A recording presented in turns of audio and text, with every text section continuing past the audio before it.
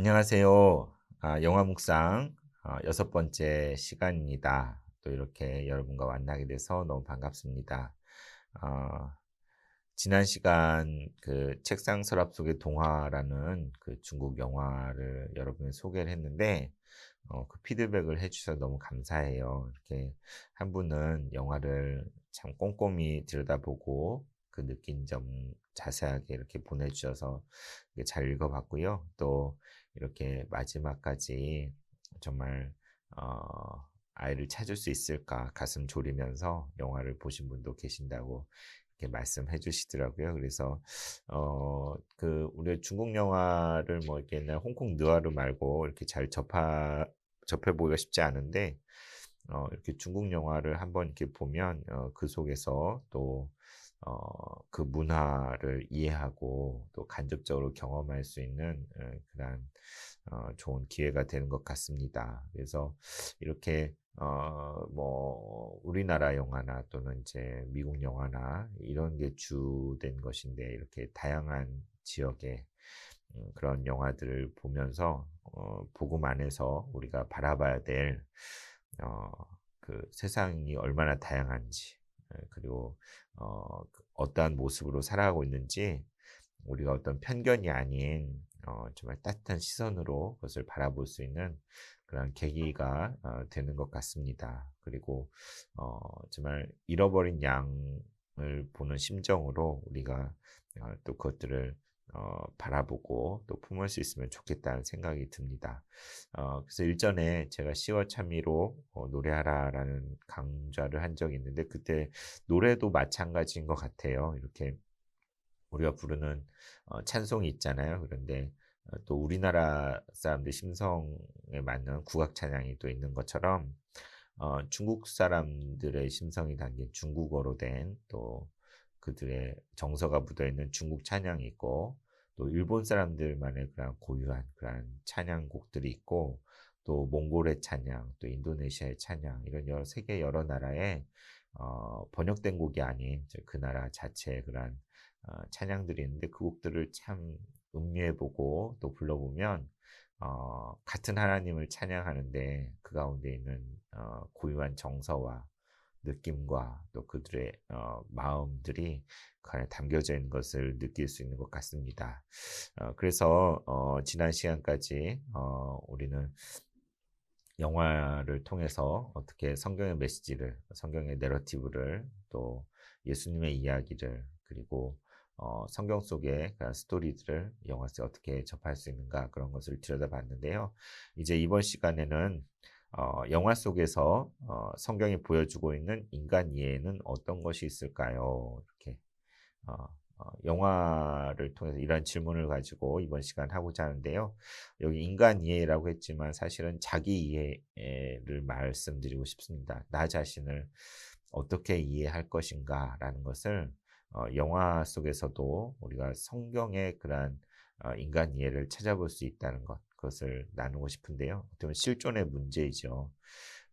그런데 사실 수많은 영화들이 이 주제를 다루고 있고 거의 모든 영화가 이 주제를 벗어나 있지 않는 것 같아요. 어떻게든지 사람의 이야기, 다른 이야기가 아니라 우리 인간의 이야기, 사람 사는 이야기를 가지고 엮어내는 것이기 때문에 그 안에는 고유한 인간에 대한 어떤 이해와 또 그런 인식이 담겨져 있다고 할 수 있겠죠. 정말 우리 성경도 마찬가지로 하나님이 누구인가 그리고 인간이 누구인가라는 것을 우리에게 진리로서 가르쳐 주는데 성경도 우리 인간을 이해하는 그 방식을 우리에게 보여주는 많은 대목들이 있지만 오늘 특별히 시편 8편 다윗의 시인데 여러분 너무나 잘 아시는 시일 거예요. 여기에 성경적인 인간 이해, 다윗의 자기 이해가 여기에 담겨져 있습니다. 한번 읽어볼까요? 여호와 우리 주여, 주 이름이 온 땅에 어찌 그리 아름다운지요. 주의 영광이 하늘을 덮었나이다. 주의 대적으로 말미암아 어린 아이들과 젖먹이들의 입으로 권능을 세우시며 이는 원수들과 보복자들을 잠잠하게 하려 하심이니이다. 주의 손가락으로 만드신 주의 하늘과 주께서 베풀어 두신 달과 별들을 내가 보니 사람이 무엇이기에 주께서 그를 생각하시며 인자가 무엇이기에 주께서 그를 돌보시나이까. 그를 하나님보다 조금 못하게 하시고 영화와 존귀로 관을 씌우셨나이다. 주의 손으로 만드신 것을 다스리게 하시고 만물을 그의 발 아래에 두셨으니 곧 모든 소와 양과 들짐승이며 공중의 새와 바다의 고기와 바닷길에 다니는 것이니이다. 여호와 우리 주여, 주의 이름이 온 땅에 어찌 그리 아름다운지요. 아멘. 네, 우리 시편에 있는 것처럼 다윗의 고백이죠. 다윗이 이 시를 썼는데 감탄으로 시작해서 감탄으로 끝나는 수미상관법으로 같은 구절로 시작해서 같은 구절로 끝나는데 하나님, 하나님, 우리 하나님, 당신의 이름이 온 땅에 그리 어찌 그리 이렇게 아름답습니까? 라는 그런 감탄으로 이 시를 시작하고 마지막 마칠 때도 같은 말로 여호와 우리 주여, 주의 이름이 온 땅에 어찌 그리 아름답습니까? 이 고백으로 끝나는 그런 시인데 참 재미있는 것은 하나님을 시작해서 하나님을 끝나지만 그 가운데 있는 내용은 인간에 대한 내용이죠. 4절에 보면 사람이 무엇이기에 사실은 다윗 자신 스스로를 생각하면서 하는 고백이죠. 사람이 무엇이기에 주님은 그를 생각하시고 인자가 무엇이기에 주님은 그를 돌봐주십니까? 하나님보다 조금 못하게 하시고 영화와 존귀로 관을 씌우셨습니다. 주의 손으로 만드신 것을 다스리게 하시고 만물을 그 발 아래 두게 하셨습니다. 여기에 다윗의 인간이해 자기에 대한 하나님 앞에서 자기 존재에 대한 이해가 나오죠. 어떤 인간입니까? 첫 번째로 주님께서 생각하시는 인간. 사람이 무엇이기에 주께서 그를 생각하시며 한 것처럼 하나님께서 마음에 품고 생각하고 있는 인간. 그리고 인자가 무엇이기에 주께서 그를 돌보시나이까 고백한 것처럼 하나님께서 아끼시고 돌보시는 존재로서의 인간이죠. 그리고 어, 5절과 6절을 보면 어떤 인간이 나옵니까? 주님께서 자기 손으로 존귀한 모습으로 빚으시고 또 그에게 세상의 많은 것들을 모든 것들을 다스리라고 맡겨주신 그러한 위임을 받은 인간의 모습이 그러니까 우리가 그런 존재라는 것이죠. 그런 모습이 시편 8편에 잘 나와 있습니다. 그래서 성경 속에서 우리 인간을 여러 가지로 이렇게 이야기할 수 있고 이해할 수 있지만 여기 시편 8편을 통해 볼 수 있는 것은 참 내가 하나님 앞에 얼마나 소중히 여김을 받는 존재인가. 정말 자녀를 우리가 소중히 여기잖아요. 그런 것처럼 자녀로서 하나님 얼마나 나를 생각하시고 또 나의 모든 것을 돌봐주시는 그러한 존재이고 또 존귀하게 하시고 또 다 할 수 있도록 모든 것을 누리라고 또 다스리라고 맡겨주신 그런 큰 은혜를 받은 그런 존재로서의 우리 인간의 모습을 시편 8편에서는 고백을 하지요. 그래서 그러한 하나님이 그러한 주님의 이름이 온 세상에서 얼마나 그렇게 아름다운지 모르겠습니다. 라고 이렇게 고백을 하는데요. 그래서 이 성경을 우리 살펴본 것들은 이제 영화 속에서 우리 같이 나눠보고자 하는데요. 이번 시간엔 두 편의 영화를 소개하고자 합니다. 그런데 그 중에서도 이제 여러분이 볼 것은 두 번째 영화인데 먼저 우선 그 첫 번째 영화로 글루미 선데이라는 영화를 여러분에 소개할까 합니다. 글루미 선데이 말 그대로 우울한 일요일이란 말이죠. 우리는 썬데이 하면 이렇게 그 주일을 생각하게 되는데 그런데 우울한 일요일이라는 것입니다. 그래서 이 영화는 1999년 독일 헝가리에서 이렇게 만들어졌고요. 114분이고 이렇게 드라마, 로맨스, 멜로로 이렇게 분류가 되는데 사실 스릴러적인 측면이 그 안에 들어가 있습니다. 그리고 감독은 롤프 슈벨이고 출연은 요아킴 크롤 그리고 에리카 마루잔, 스테파노 디오니시, 그다음 벤 베커 이런 사람들이 이제 출연했는데 이 영화의 배경이 헝가리예요. 헝가리의 부다페스트, 헝가리 부다페스트 아름다운 부다페스트가 참 배경으로 이렇게 되어져 있어서 얼마 전에 거기서 안타까운 선박 사고가 있었잖아요. 근데 그 강이 이제 나옵니다. 그리고 시기적으로는 2차 세계대전을 전후로 한, 그러니까 2차 세계대전 전과 또 일어난 이후 그때를 이제 배경으로 하고, 이것도 역시 액자식으로 현재에서 과거로 돌아갔다가 다시 현재로 돌아오는 그런 영화이고요. 또 중요한 것이 어, 어떤 한 노래를 소재로 해서, 이 동명의 글루미 선데이라는 노래가 있어요. 그 노래를 소재로 한 영화입니다. 그래서 그 주된 내용은 어, 참 사랑에 대한 이야기인데, 신앙적으로 볼 때는 참 왜곡되어진 그런 사랑과 또 복수의 측면이 그 안에 나오는데요. 참 이 영화가 나와서 충격적이었던 게 어, 쓰리썸이나 세 남녀가 같이 사랑하는, 우리는 1대1로 이렇게 한 남자 한 여자가 같이 사랑을 하는 게 맞잖아요. 그런데 이 영화 속에 쓰리썸입니다. 세 남녀가 같이 좋아하는 거예요. 이 주인공이 이 여인을 사랑하는데, 내가 다 가질 수 없다면, 다 소유할 수 없다면 그 반이라도 갖고 싶다, 이런 말을 하거든요. 그래서 이런 면들이 되게 충격적인데, 또 이런 세 남녀의 얽힌 사랑의 이야기일 뿐만 아니라, 아까 말씀드린 대로 글루미 선데이라는 노래, 이거 자살을 부르는 노래라고 일컬어지는데, 이 노래가 이렇게 배합이 된 참으로 제목 그대로 우울한 일요일에 걸맞는 슬프고 또 참 어려운 그런 영화인데요.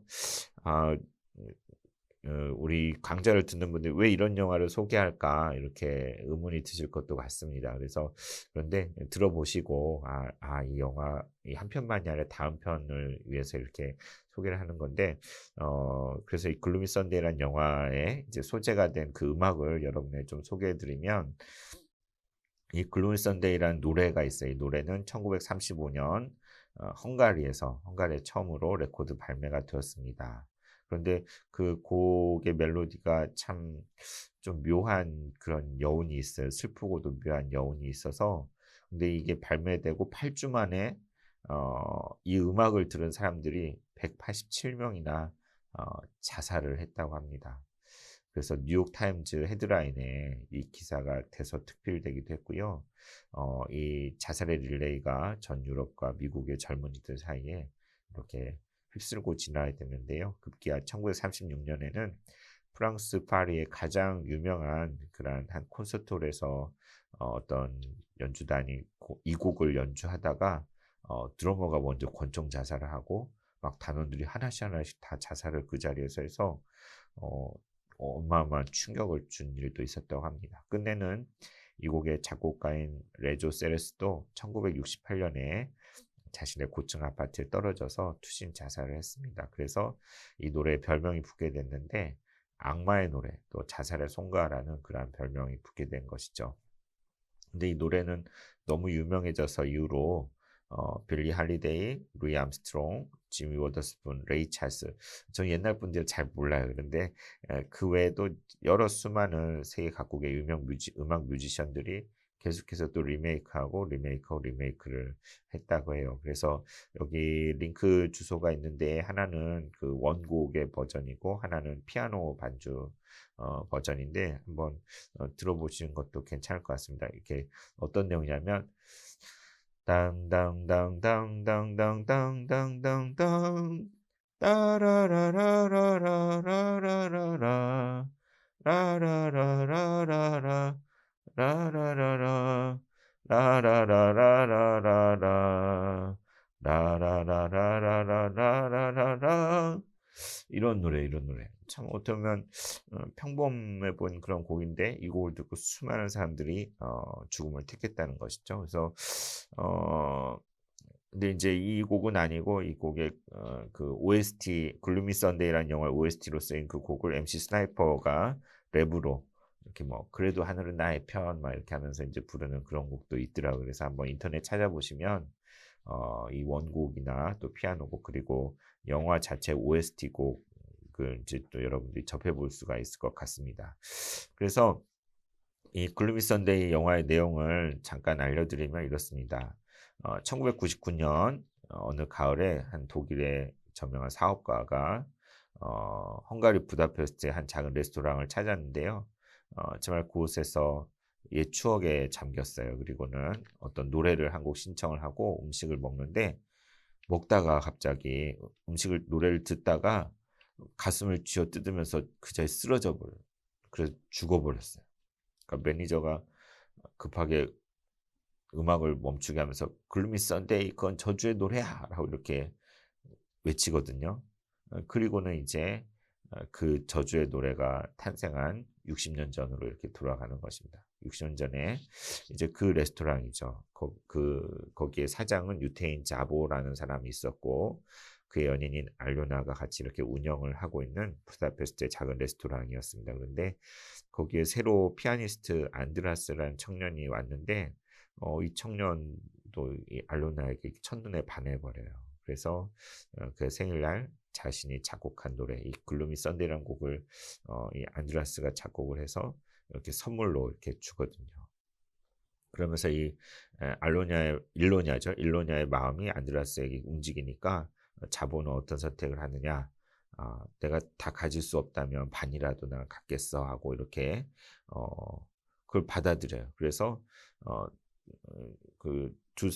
두 사람을 동시에 사랑한다는 그녀를 받아들여서 이렇게 그런 관계가 이렇게 되는 거죠. 그런데 이렇게 만들어진 글루미 선데이라는 곡이 이제 음반으로까지 발매가 되는데 정말 선풍적인 인기를 전 유럽에 이렇게 퍼져나가는데 그런데 놀라운 것은 이 음악을 듣는 사람들이 하나둘씩 자살을 하는 거예요. 이 음악을 틀어놓고.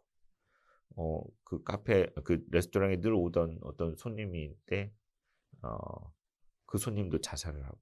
이렇게 하나둘씩 죽어가니까 참, 안드라스는 참 고통스러워 하겠죠. 그러면서, 그런 뉴스가 막 나오고 그러는데, 그런데, 설상가상으로 이제 2차 대전이 터져서 이제 헝가리가 독일에 점령이 됩니다. 그래서 부다페스트에 이제 나치가 들어왔는데, 거기에 또 한 남자가 등장을 해요. 한스라고.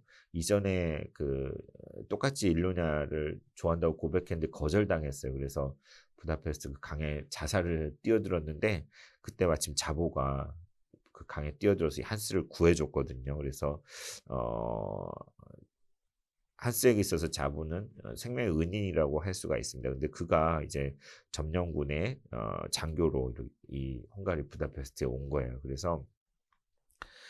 그래서 이제 뭐 아니나 다를까 이 레스토랑에 찾아와서 이렇게 옛날에 이렇게 거절을 당했었잖아요. 근데 와서 이제 장교로서 이렇게 힘을 가지고 있는데 그래서 그런 가운데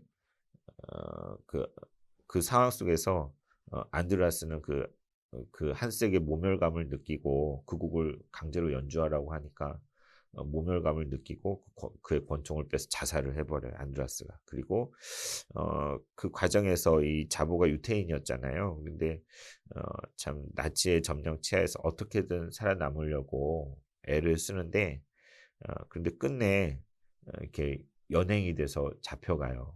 어떻게 보면 한스에게 있어 생명의 은인이라고 할 수 있는데 오히려 그가 그렇게 하는 거죠. 그래서 그 자보를 구하려고 일로냐는 그 한스를 찾아갑니다.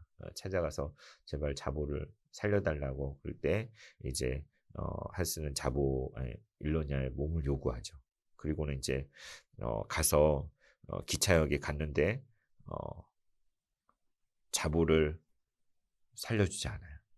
자보를 외면해 버려요. 그래서 자보는 그 죽음의 수용소로 향하는 그 열차를 타고 이제 죽음을 맞이하게 되는 것이죠.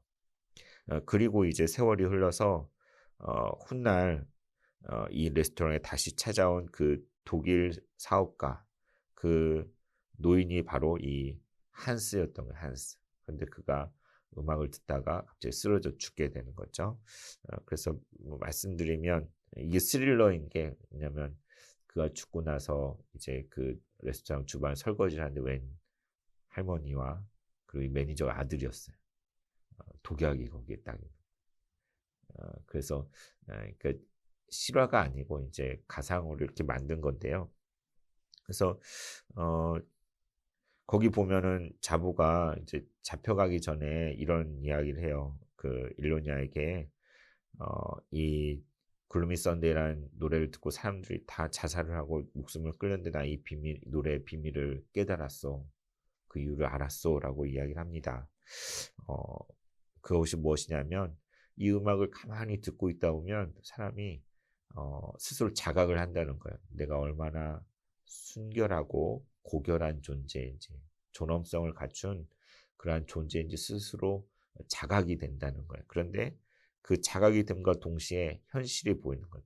현실 속에서는 이렇게 고귀한 존재인 나를 무참하게 짓밟고 무시하고 모멸감을 주고 우리 자존심 상하는 일 참 많잖아요, 살면서.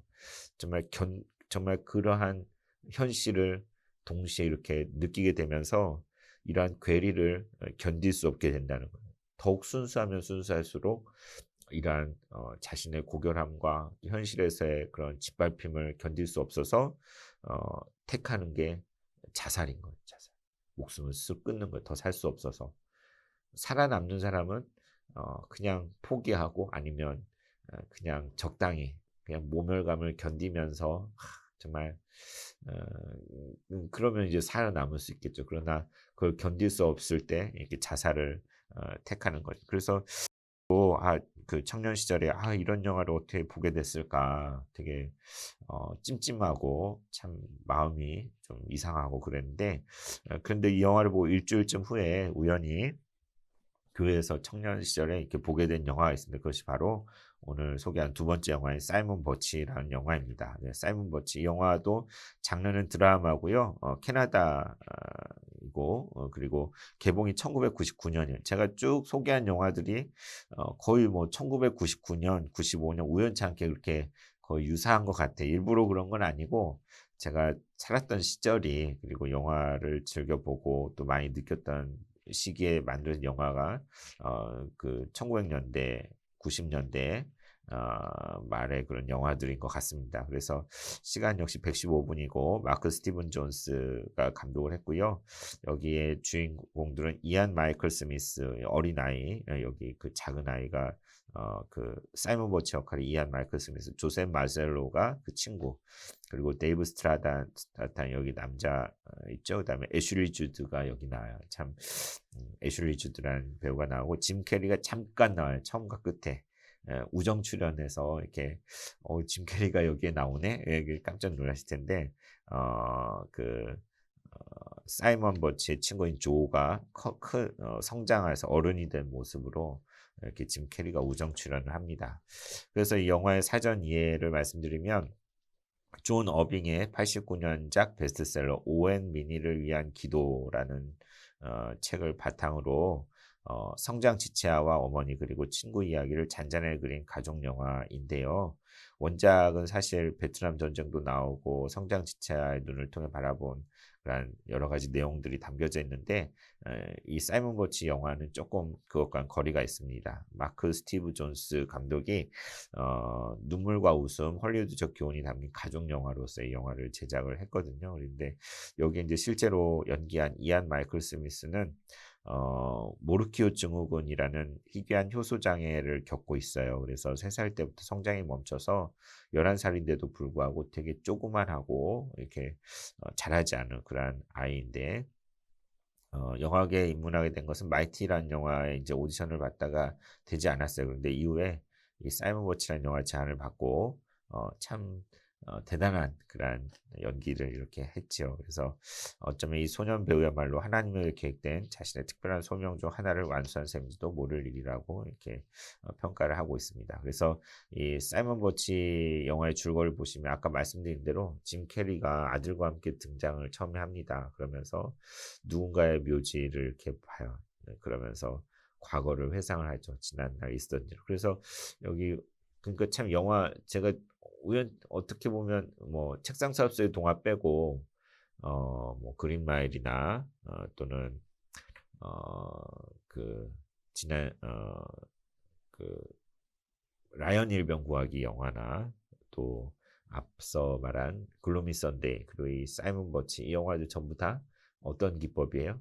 현재에서 과거로 회상하고 다시 현재로 돌아오는 옛날에 이런 이야기가 있었어 라는 식으로 그렇게 그런 기법을 사용하고 있는 것을 보게 됩니다. 그래서 이제 보시면 사이먼 버치는 아주 특별한 소년이 태어날 때 정말 엄마가 기침하다가 아기가 나왔어요. 그래서 그 아기를 받은 의사가 어떻게 이렇게 작을 수가 있나. 그래서 태어났는데 이제 며칠 안에 죽는다 이렇게 했는데 안 죽는 거예요. 애기가. 하루가 지나고 이틀 지나고 3일 지나고 안 죽어서 부모가 아기를 데리고 왔습니다. 그래서 비정상적으로 너무나 작고 목소리도 까마귀 같고 정말. 그런데 어느덧 12살이 되었어요. 그래서 초등학교 6학년 나이인데 정말 1m도 안 되는 작은, 여기 보시는 것처럼 그런 아이예요. 그래서 걷는 모습도 위태하고 또 불안한데 정작 자신은 언제나 밝고 긍정적인 사고 또 신앙을 가지고 있어서 믿음을 가지고 살고 있습니다. 어 근데 그에게 세 가지 특별 소중한 보물이 있는데, 하나는 내가 이렇게 작게 태어난 것은 하나님의 어떤 특별한, 나만을 위한 특별한 계획이 있을 거야 라는 그런 믿음이 그에게 있었어요. 그래서 어 친구와 이렇게 물에서 놀면서 물속에 들어가서 숨을 참고 얼마나 오래 참는지 막 그런 내기를 하고 그런데 어 이렇게 자기를 향한 특별한 이유가 있을 거란 그런 신념이 있었고, 또 하나는 둘도 없는 우정을 나누는 친구 조가 있었던 거죠. 그래서 이 조가 사실은 이렇게 나중에 짐 캐리로 이렇게 나오는데 그런 정말 아이들의 순수한 우정이 나와요. 그리고 마지막 하나는 그 조의 어머니 레베카 애슐리 주드가 나오는데요. 이 사이먼을 정말 친아들처럼 따뜻하게 이렇게 아껴주고 사랑해주는 그런 모습이 나옵니다. 사실 사이먼은 어디를 가나 애물단지 취급을 받아요. 이렇게 외모도 이상하고 키도 작고 그러다 보니까 편견의 대상이 될 수 있잖아요. 그 사이먼이 잘못한 것도 아닌데 항상 가정에서 부모님도 얘를 방치하고 있어요. 그냥 뭐 어떻게 살든지 상관을 안 해요. 그리고 학교에서도 그렇고 또 교회 주일학교에서도 정말 애물단지처럼 뭐 문제만 생기면 사이먼이 잘못한 걸로 이렇게 그렇게 여길 정도로 그러한 아이입니다. 그런데도 이 조의 어머니 레베카는 이 사이먼을 있는 모습 그대로 받아들여 주고 정말 친아들 이상으로 이렇게 많이 아껴주고 위해주지요. 근데 이 영화에 정말 눈여겨볼 포인트가 하나 있는데, 뭐냐면 살랑거리는 바람이에요. 살랑거리는 바람. 장면 중간중간에 아이들이 노는 모습 속에 또는 어떤 전환될 때 나뭇가지가 싹 흔들리는 장면이 잡혀요. 어, 바람이 이렇게 싹 하고 지나간 그런 장면이 일부러 이렇게 의도적으로 그것을 넣었는데 그게 뭘까? 무엇일 것 같습니까? 보이지 않는 어떤 손길이 거기에 스쳐 지나가고 있는 거죠. 우리는 믿음으로써 우리는 성령님이 이렇게 함께 하시는 그런 모습을 영화 속에서 묘사하고 있지 않나 이렇게 생각해 볼 수 있을 것 같습니다. 실제로 여러분 영화 보시면서 그런 장면이 나타날 때, 저 장면이구나 라고 이렇게 볼 수 있으면 좋겠습니다. 그래서 다음 이제 줄거리 2를 보면, 그래서 이 조와 사이먼은 누구보다 가깝게 지내면서 친형제처럼 서로 아끼고 이렇게 더 인정 많게 이렇게 같이 놀아요. 그런데 조에게도 아픔이 있어요. 언제나 우수가 서려 있는데, 왜냐하면 미혼모의 아들이거든요. 아빠가 누군지를 몰라요. 근데 엄마가 절대 그 아빠에 대해서 누군지 얘기해주지 않아요. 그래서 사이먼은 정말 태어날 때부터 정말 조그맣게 태어나서, 또 조는 아빠가 없는 채로 자라고 있어서 서로를 소외받는 아웃사이더라고 생각하면서 서로 각별하고 끈끈한 그런 우정을 나눕니다. 그래서 세상의 시선 따위는 아랑곳하지 않고 특별하고 때묻지 않은 그런 우정을 이렇게 키워나가는데, 근데 이제 중간에 엄마에게 애인이 생겼어요. 이렇게 벤 아저씨라는 사람이 이렇게 등장을 하는데 너무 친절하고 아이들에게도 너무 좋은 그런 아저씨가 등장을 해서 이 조의 엄마인 레베카와 교제를 하고 이렇게 좋은 관계를 이렇게 만들어가고 있거든요. 그래서 그 다음에 보시면 여기 교회에서 모습에 이게 벤 아저씨인데요. 그런데 이제 그 사이먼과 조에게 이렇게 갑자기 너무나 비극적인 충격적인 사고가 발생해요. 리틀 야구를 하는 중에 사이먼은 늘 이렇게 거의 꽂아놓은 보리자루처럼 이렇게 있었는데, 어느 날 코치가 경기를 포기해가지고 사이먼을 이렇게 딱 대타로 내세우고는 그냥 휘둘르라고 그랬어요. 전에는 그냥 들고만 있으면 포볼로 나가거든요. 근데 배트를 휘둘러 이렇게 사인을 준 거예요. 그러니까 사이먼이 자기에게도 공을 칠 기회가 왔잖아요. 그래서 배트를 힘껏 휘둘렀는데 그 공이 날아가서는 정말 우연찮게도 저쪽에서 걸어오고 있던 조의 어머니가 그 공에 맞은 거예요. 머리를. 그리고는 그 자리에서 돌아가셨어요. 어떻게 이런 비극이 있을 수 있겠어요? 이렇게 다른 사람도 아닌 자기를 가장 많이 아껴주고 사랑해주는 그 레베카 아주머니가 자기가 친 공에 맞아서 이렇게 죽어. 사이먼은 사이먼대로, 조는 조대로 얼마나 괴롭겠습니까? 가장 친한 친구의 사이인데. 정말 사이먼은 조를 볼 낯이 없어서 어, 장례식에도 못 오고 혼자 그 레베카의 무덤가에 가서 울어요. 울면서 I'm sorry, I'm sorry. 이렇게. 어, 그리고는 조에게는 이렇게 자기 야구 카드를 이렇게 문 앞에 갖다 놓죠. 그랬을 때 이제 벤 아저씨가 중간에서 이렇게 다시 조가 사이먼을 받아들일 수 있도록 잘 이렇게 도와주거든요. 그런데 이제 그래서 이제 엄마도 돌아가시고 이제 어, 조도 고아가 됐잖아요. 할머니가 살아계시지만 그래서 이 두 소년이 서로 중대한 약속을 해요. 사이먼은 자기가 이렇게 작게 만드신 하나님의 계획과 이유를 찾아내는 게 나의 운명이다라고 이렇게 하고 조는 어머니를 이룬 후 자기 아버지가 누구인지 알아내는 게 자기의 운명이다라고 이렇게 믿는데요. 그래서 서로에게 이렇게 그걸 위해서 이렇게 아버지를 찾아주려고 이렇게 애를 쓰고 이렇게 하는데 크리스마스 연극 그 성공의 교회에 이제 크리스마스 연극이 이제 준비하고 이제 하는데 그 연극이 정말 여러 가지 이유 때문에 난장판이 돼 버렸어요. 이제 그때 이제 교회 신부님께 이제 이 사이먼이 불려가죠. 평소에도 목사님은 이 신부님은 성공회니까 신부님이라고 할게요. 어, 그, 어, 그 사이먼에 대해서 탐탁지 않게 생각을 했거든요. 그런데 사이먼이 묻습니다. 제발 저에게 이렇게 말해주세요. 저한테도 하나님의 계획이 있다고 저한테 말해주시면 안 돼요. 라고 이렇게 했을 때, 이 신부가 뭐라고 하냐면, 사이먼, I can't. 난 그렇게 말할 수 없다. 이 참, 너무나 가슴 아픈 장면이죠. 어떻게 목회자가, 정말, 이 사이먼 같은 아이를 두고서 너에게는 하나님의 특별한 계획이랄 건 없어 라고 이렇게 말할 수 있습니까?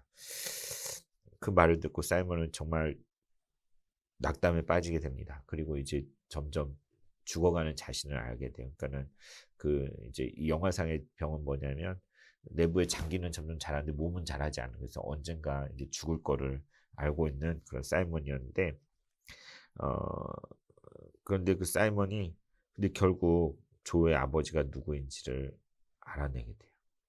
그게 바로 누구냐면 이 신부님이 조의 친아버지였어요.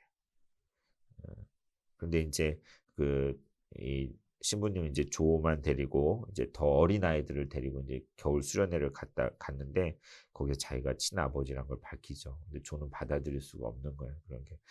그런데 이제 그런 이제 착잡한 마음으로 이제 이 수련회를 마치고 차가 이제 스쿨버스가 복귀를 하는데 갑자기 사슴이 튀어나와서 차가 미끄러져 가지고 강물에 빠져버린 거예요.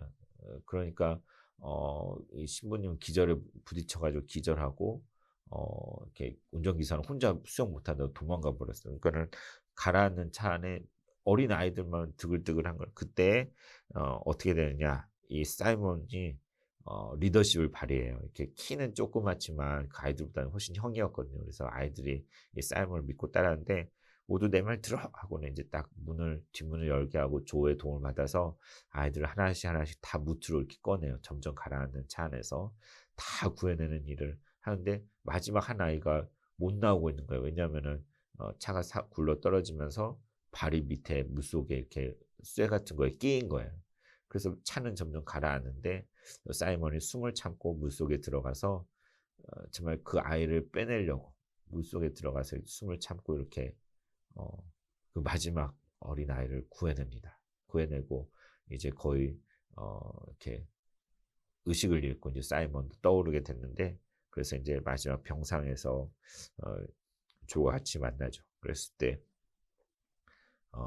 사이먼이 몇 초까지 내가 샜는지 아냐, 이렇게 기록을 세웠다 막 이러는데 정말 그런 모습으로 이제 사이먼 그 모든 아이들을 다 구하고 이렇게 죽어가요. 그래서 이 영화를 보면 어, 참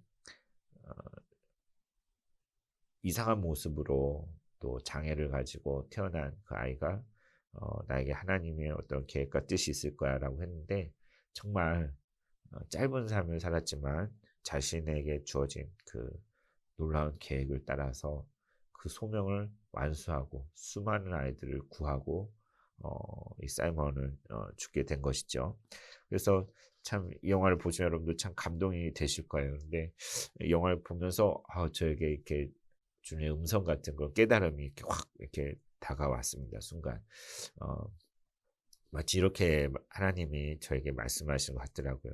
준이야, 너가 나에게 얼마나 어, 존귀하고 소중한 존재인지 아느냐 이렇게 물으시는 것만 같아요. 제 반응이 어떻겠습니까? 아니 정말요. 저 같은 것이 어떻게 저 같은 것을 그렇게 존귀하다 하시고 소중하다고 이렇게 말씀하십니까? 이렇게 응답할 수밖에 없더라고요.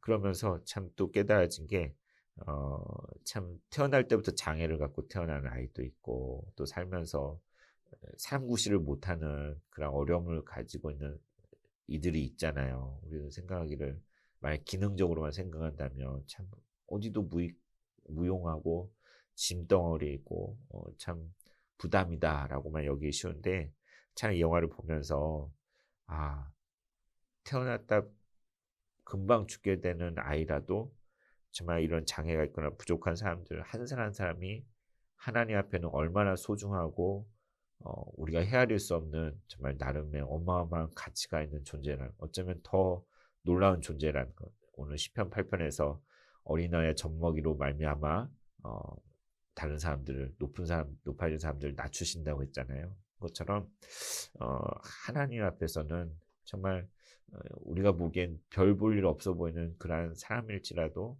그 하나하나가 얼마나 소중한 존재인가라는 것을 깊이 깨닫게 됐습니다. 그래서 그러면서 그 앞에 본 글루미 썬데이라는 영화가 이렇게 떠오르더라고요. 그렇구나. 글루미 썬데이 영화는 무슨 내용이었어요?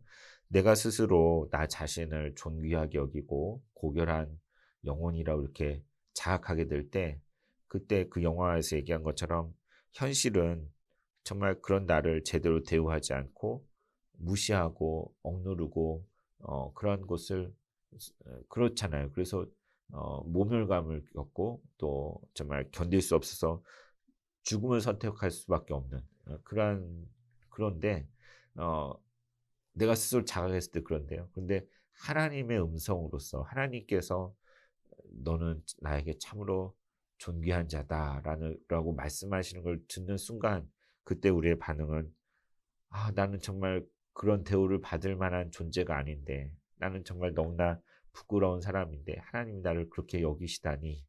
그러면서 어떻게 반응하게 되었습니까? 살 가치가 있구나. 나에게 정말 내가 할 수 있는 게 있구나. 하나님이 나를 통해 어떤 일을 하시겠구나. 그래서 현실이 아무리 힘들고 그렇더라도 살아갈 이유가 그때는 생기는 거죠. 그죠? 그래서 정말 이 두 영화가 너무나 큰 대비가 되어서 제가 언젠가 설교 가운데서도 이렇게 얘기를 했는지도 모르겠는데요. 어, 그래서 이걸 같이 여러분과 나누는데요. 영화의 묵상 보시면, 내가 세상을 대할 때 세상이 보는 내 모습은 무엇일까요? 라고 했을 때 세상은 우리를 겉모습을 보고 판단하고, 가진 것을 가지고 판단하고, 또 배운 것을 가지고 판단하고, 뭔가 있으면 대우하겠지만 뭔가 뽑아낼 게 없으면 무시하잖아요. 돈이 없으면 대우해 줍니까? 뭐 명성이 없으면 대우를 해줍니까? 이렇게 외모가 뛰어나지 않으면 대우하지 않잖아요. 이렇게 나이가 들고 늙으면 참 서러운 것들이 참 많아질 것 같아요. 왜냐하면 젊을 때는 힘도 있어서 뭐든지 할 수 있었지만 못하는 게 많고 몸도 아프고 어렵잖아요.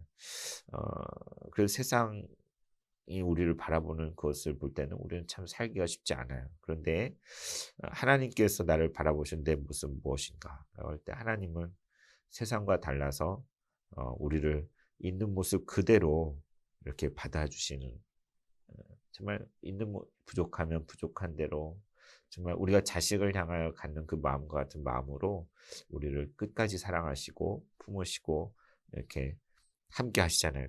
그럴 때에 은혜가 일어나고 감사가 일어나고 기쁨과 참 만족이 우리에게 생기지 않습니까? 그래서 정말 우리가 살아가야 할 이유를 진짜 찾는 길은 하나님이 나를 사랑하신다는 것, 하나님이 나를 귀하게 여기신다는 것을 우리가 자각하게 될 때, 깨닫게 될 때, 아, 하나님이 나를 향한 계획을 가지고 계시는구나라는 것을 알게 될 때, 나만 믿고 살다가 내가 무너져 버리면 더 이상 방법이 없잖아요. 그런데 하나님을 믿고 우리 자신을 그 안에서 발견할 때 우리가 살 길이 열린다고 할 수 있을 것입니다. 시편 8편의 고백 그처럼 사람이 무엇이기에 주께서 그를 생각하시며 인자가 무엇이기에 주께서 그를 돌보시나이까. 이 고백이 바로 이 영화를 통해서 우리가 할 수 있는 그 고백이라고 할 수 있겠습니다. 그래서 이 사인버치 영화 이렇게 주소를 2개 올려드렸는데요. 카카오 TV에 그 영화로 보시는 게 편리하실 것 같습니다. 여기에 이제 자막까지 다 있기 때문에. 그래서 여러분 한 주 동안 영화를 이렇게 보시고 또 하나님 안에서 자기를 바라볼 수 있는, 자기를 이해할 수 있는, 그리고 살아갈 이유를 찾을 수 있는 우리 모두가 될 수 있기를 진심으로 바랍니다. 감사합니다.